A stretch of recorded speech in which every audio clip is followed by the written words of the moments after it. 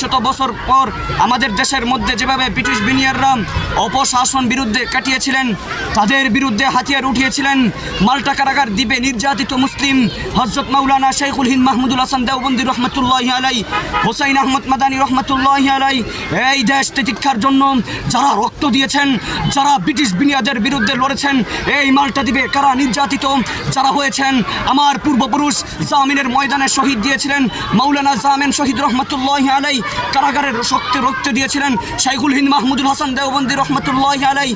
এই দেশ যখন স্বাধীন হয়েছিল 1971-এ, তখন হিন্দু মুসলিম সবাই এক হয়ে গিয়েছিল সেই ব্রিটিশ বিনিয়াদের বিরুদ্ধে।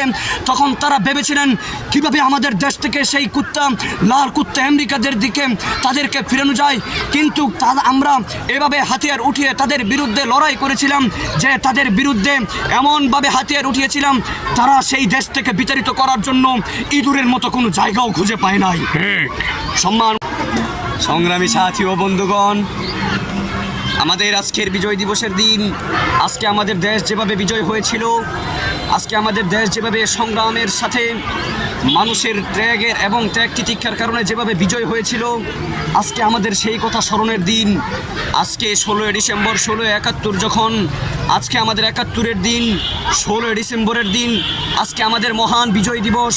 সেই মহান বিজয় দিবস উপলক্ষে আমি সেই 1971 সালের কথা আমি আবারও মনে করিয়ে দিতে চাই।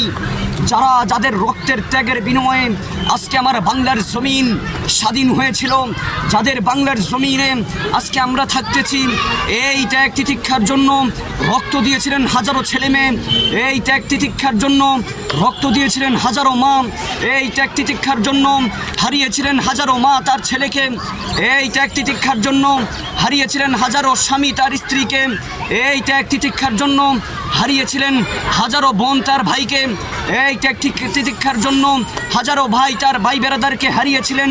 শুধু তাই নয়, 150 বছর 9 মাস এবং সশস্ত্র বাহিনী দ্বারা আমাদের এই দেশ যেভাবে স্বাধীন হয়েছিল, সেই 1971-এর কথা আমরা এখনও ভুলিনি।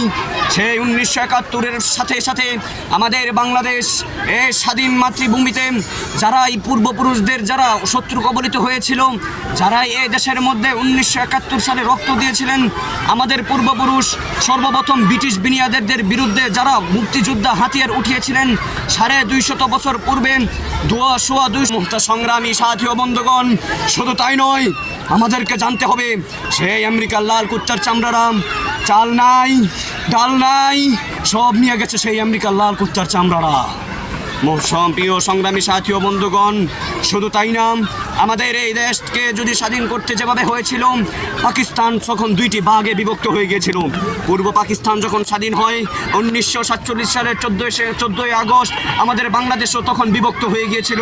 তখন ভারতও স্বাধীন হয়েছিল 1947 সালের 15ই আগস্ট। মোহতারাম সংগ্রামী সাথী ও বন্ধুগণ, তখন হিন্দু মুসলিম তারা 2 ভাগে বিভক্ত হয়ে গিয়েছিল। হিন্দুরা চেয়েছিল যে তাদের এই দেশের মধ্যে তাদের মাতৃভূমি হিসেবে তারা থাকবে, আর মুসলমানরা চেয়েছে যে তাদের মুসলমান হিসাবে তারা থাকবে।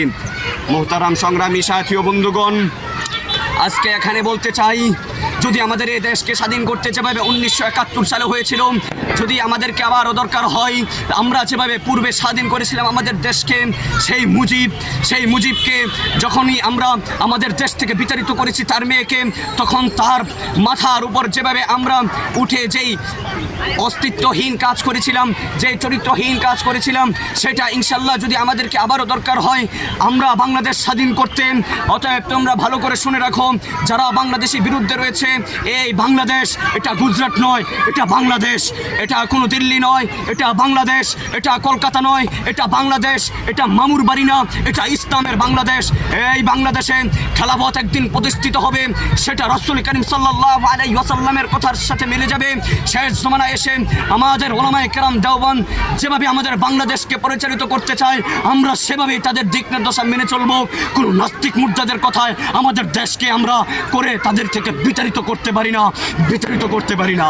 ঠিক। সংগ্রামী সাথী ও বন্ধুগণ, শুধু তাই নয়, আমাদের এই দেশকে শুধু আমরা স্বাধীন করেছি আমাদের ইসলামের জন্য নয়, আমাদের এই দেশকে স্বাধীন করেছি আমাদের মাতৃভূমির বানানোর জন্য নয়, আমাদের এই দেশকে স্বাধীন করেছি প্রত্যেকটা মানুষের প্রত্যেকটা হককে দেওয়ার জন্য। সংগ্রামী সাথী ও বন্ধুগণ, ইসলামকে, বাংলাদেশকে যেমন ত্যাগ তিতিক্ষার কারণে রক্তের সাগর পাড়ি দিয়ে আমরা স্বাধীন করেছিলাম, এই ইসলামকে শুধু এক সাগর নয়, সাগর সাগর পরিমাণ রক্ত দিয়ে আমরা সেই ইসলামকে বিজয় করেছি।